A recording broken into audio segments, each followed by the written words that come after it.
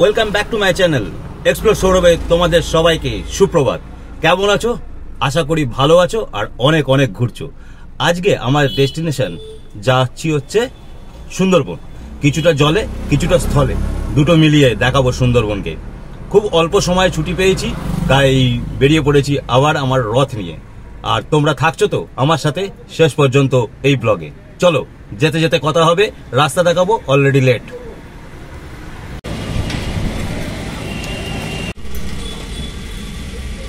খানিকটা পথ পেরিয়ে এলাম, এখন আমরা বারুইপুর। কোথায় যাচ্ছি সেটা তো এখনো পর্যন্ত বলিনি, সেটা হচ্ছে ঝড়খালি, সুন্দরবনের আর একটা প্রবেশদ্বার। সবাই জানেন ক্যানিং, কিন্তু আমরা এখন যাব ঝড়খালিতে। ঝড়খালিতেই আমাদের হোটেল নেওয়া হয়েছে। তো কীরকম হোটেল বা কীরকম জায়গা বা অ্যাটমসফিয়ার সমস্তটাই তো গেলে জানতে পারবো। ঝড়খালি আগেও গেছিলাম, কিন্তু গিয়েই ফিরে এসেছিলাম। আমার পুরনো ব্লগে আছে, দেখে নিতে পারেন। আপাতত চলুন ঝড়খালি। মোটামুটি ভালোই হয়ে যাবে আশা করি রাস্তাটা যখন তৈরি হবে। এটা হচ্ছে ক্যানিং রোড, বারুইপুর ক্যানিং রোড। এবার করতে হবে ভোজন, সেটাই হচ্ছে পেটাই পরোটা, এই এলাকার প্রসিদ্ধ। তার সাথে সাথে এগিয়ে চলা যাক সামনের দিকে। টিফিন, কচুরি আর আলু কষা, এই দিয়ে এখন টিফিন সারতে হবে, তারপর এগিয়ে চলবো আবার সামনের দিকে। পুরো ঠান্ডা, মোটামুটি টেস্ট। গরম হলে ভালো লাগতো, বড্ড ঠান্ডা।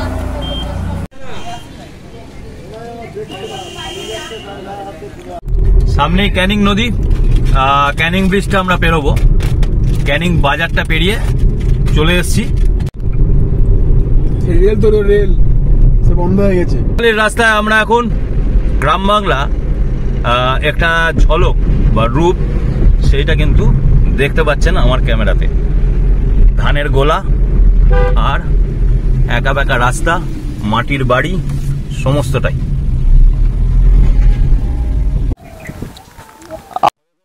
স্থলে ঝড়খালি হোমস্টে, এইটা হচ্ছে মামা ভাগ্নি হোমস্টে। প্রপার্টিটা দেখে তো মনে হচ্ছে একদম নতুন এবং কাজ চলছে। এই হচ্ছে তার এন্ট্রি গেট। আর এদিকে কিন্তু জঙ্গলেরই মধ্যে আমরা, যদিও এখন এককালের জঙ্গল এখন কেটে শহর হয়ে গিয়েছে, কিন্তু এটাই হচ্ছে সেই জঙ্গল। এই রাস্তা মোটামুটি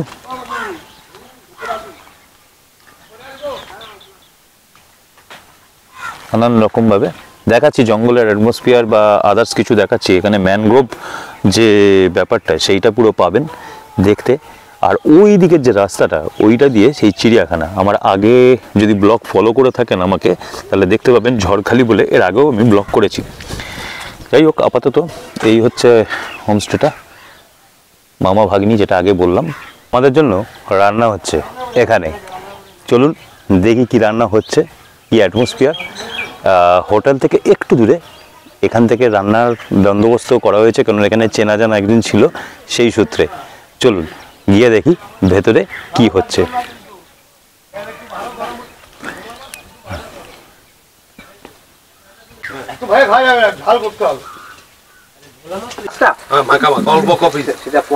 কিরকম কিভাবে হবে রান্না তার বর্ণনা চলছে।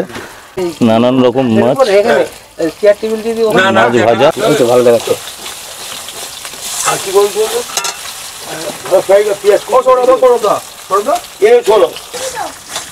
আমরা যেখানে এসেছি মামা ভাগ্নি যে হোটেল, তার ঠিক পাশেই যে দাদা আমাদের রান্নাবান্না করে দিচ্ছেন, আমরা তার কাছ থেকেই তার নাম্বারটা শুনে নেব। যদি আপনারা কেউ এখানে আসেন, পরবর্তীকালে ওনার সাথে যোগাযোগ করলে সমস্ত ব্যবস্থা উনি করে দেবেন।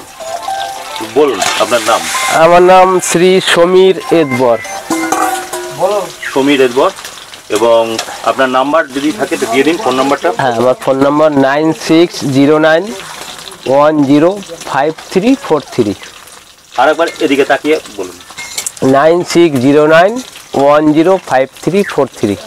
এই নাম্বার আপনারা শুনে নিলেন, আমি ডেসক্রিপশন বক্সেও দিয়ে দেবো নাম্বারটা। তো এই নাম্বার আপনারা যোগাযোগ করে যদি ঝড়খালি কোনো সময় আসেন তাহলে আসতে পারেন এবং দাদার আতিথেয়তায় থাকতে পারেন। আপাতত আমাদের রান্না যেগুলো হওয়ার সেগুলো তো দেখতেই পাচ্ছেন, করছেন মাটির উনুন, কিন্তু মাটির দেখুন মাটির উনুনে রান্না, কাঠের জালে। এই দেখুন কাঠ উনি দিচ্ছেন।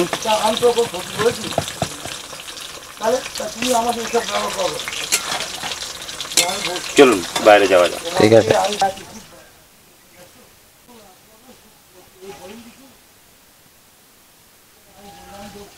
মেস ওখানে মেস করেছে, মেস ছেলেমেয়েরা এখান থেকে পড়াশোনা করে ওখানে থাকে। নিজের মেস।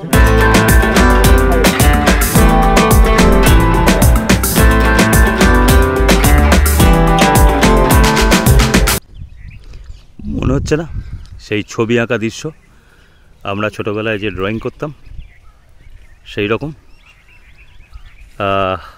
হালকা রোদ আর হালকা শীত, তার মধ্যে জলটা কীরকমভাবে যাচ্ছে স্রোতটা আর কি, লক্ষ্য করুন।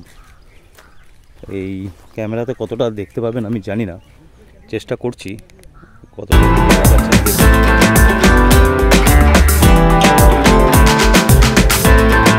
জায়গাগুলো আগে যখন জঙ্গল ছিল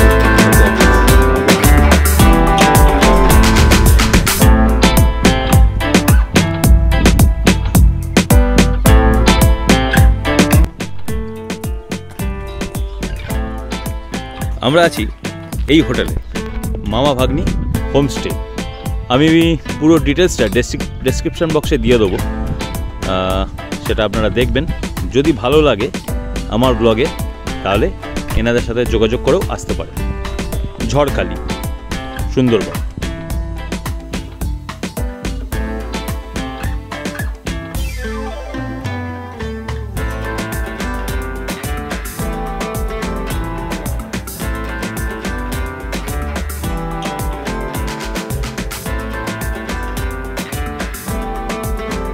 এরকম ধরনের বিভিন্ন সামগ্রীর দোকান, এবং যদি আপনারা মনে করেন যে একদিনে এসে ফিরে যাবেন তাহলে এখানে অনেকগুলো খাবার হোটেলও আছে, এবং একদিনই সকালে এসে বিকেলে ফিরে যাওয়া কোনো এখানে বড় ব্যাপার নয়। আমি আগেরবার এসে সকালবেলা এসে বিকেলবেলায় ফিরে গিয়েছিলাম। এখন যাচ্ছি আমরা জেটি ঘাটে। এখানে একটা লাইনের ব্যাপার আছে, চলুন দেখি কি লাইন এবং কি নৌকো পাওয়া যায়। ওই সামনে নদী, এই হচ্ছে জেটি ঘাট যাওয়ার রাস্তা। ওই পাশটা কিন্তু সুন্দরবন, মানে আমরা সুন্দরবন বলা মানে জঙ্গল, সুন্দরবনেই আমরা আছি। জঙ্গলটা কিন্তু ওই বরাবর। আর এই নদীটা যেটা দেখছেন এটার নাম হচ্ছে হেরোভাঙা। হেরোভাঙা থেকে ডান দিকে যদি আমরা চলে যাই তাহলে মাতলা, আর বাঁ দিকে যদি যাই মানে বাঁ দিক মানে এদিকে তাহলে হচ্ছে বিদ্যাধরপুর নদী বা বিদ্যাধরী নদী যেটাকে বলে। আর ডান দিক এই দিক হচ্ছে মাতলা। ওই যে নৌকোগুলো বা লঞ্চগুলো যেগুলো আছে ওখানেই আমাদের এখন ঠিক করতে হবে কোন লঞ্চ পাওয়া যায়। এটা কিন্তু ম্যানগ্রোভ অরণ্য যেটাকে বলে সেই জিনিস। এই হচ্ছে জেটি ঘাট, দেখুন। চলুন লঞ্চে উঠি, তারপর বাকি কথা এবং বাকি দৃশ্য সেটা কিন্তু লঞ্চে উঠেই, বাকি নৌকো পাই সেটা। বোট নিয়েছি, ছোট বোট, যেটার ভাড়া 900 টাকা ঘন্টা। আমরা 2 ঘন্টার জন্য নিয়েছি। তো সেই বোটটা করে আমরা এখন বলেছিলাম জলে এবং স্থলে, তাই এবার জলে নামছি নৌকোতে। চলুন দেখা হচ্ছে নৌকোতে। এটা কিন্তু হেরোভাঙা নদী, ওই দিকে মাতলা।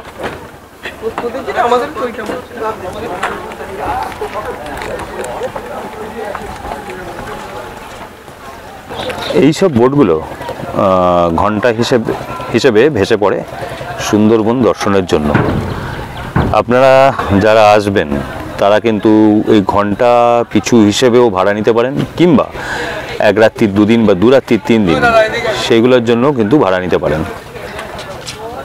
এই সেই লঞ্চ বা বোট যেটাই বলুন না কেন, ওই দিকে কিন্তু জঙ্গল, সুন্দরবনের যেটা জঙ্গল।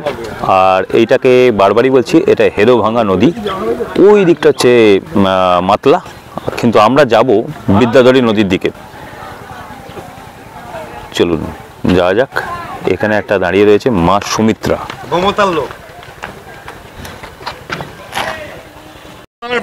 এই যে এই বোটটা আমরা আপাতত নিয়েছি, যেটা সামনে আসছে, এটাই 2 ঘন্টার জন্য আপাতত আমরা, আমাদের এই বোটটা এখন আমাদের 2 ঘন্টার জন্য থাকছে।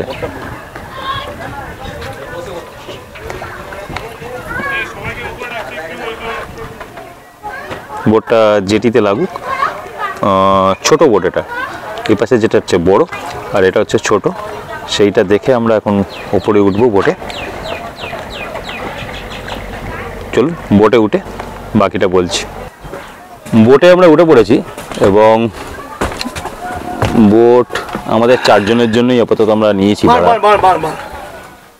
তো যাই হোক, এইবার ঝড়খালি ফেরিঘাট দেখা যাচ্ছে, এখান থেকে আমরা এখন 2 ঘন্টার জন্য নদীপথে ভেসে থাকবো। সেটা সুন্দরবনের জঙ্গলের কিছু আমরা দৃশ্য দেখবো অবশ্যই। বাঘ দেখতে পাবো কিনা সেটা তো কোটি টাকার প্রশ্ন, সেটার আশা না করাই ভালো। আমরা প্রকৃতি দেখতে এসেছি, তা প্রকৃতি দেখে আমরা আপাতত আমাদের যে মানে প্রকৃতির যে আস্বাদন সেইটাই আমরা নিতে এসেছিলাম, সেটাই নিচ্ছি। চলুন হেরোভাঙা নদীর থেকে বিদ্যাধরী নদী আমরা এখন বয়ে যাব এই বোটে করে।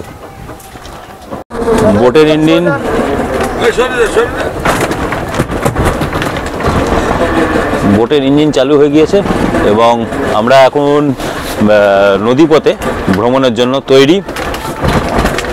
চলুন আমরা এখন বেরোবো এই ঝড়খালি ঝেড়েঘাট থেকে, এগিয়ে চললাম। ছাড়া এটা হতো না, সেটা হচ্ছে চন্দনদা। চলুন আমরা জঙ্গলে ঢুকছি, এখানে এনজয় করে চেঁচাচ্ছে, কথা বলা বেশি যাবে না।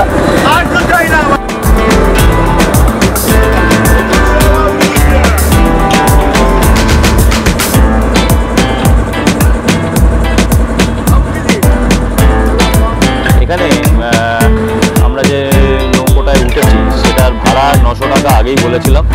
আমি কন্ট্যাক্ট পার্সনের নাম্বারটা দিয়ে দেবো ডিসক্রিপশানে, হয়তো একটু ওদের কমিশন থাকে, কিন্তু কিছু করার নেই। এখানে সিস্টেমটাই এমন যে আপনি কমিশন ছাড়া এই ভাড়া করে যেতে পারবেন না, মানে একা একা করাটাও সেই একই ব্যাপারই হবে আর কি। তাই সেসব দিকে না তাকিয়ে আমরা এখন হেরোভাঙা নদীর উপর দিয়ে চলেছি জঙ্গলের মধ্যে। নানান রকম লঞ্চ, যার যেমন ধরনের মানে জঙ্গলে ঢুকলেই যেটা দেখা গেল সেটা হচ্ছে জঙ্গলি শুয়োর। ওই দেখুন যেটাকে বলে বড়া, এখানকার ভাষায় হচ্ছে বড়া।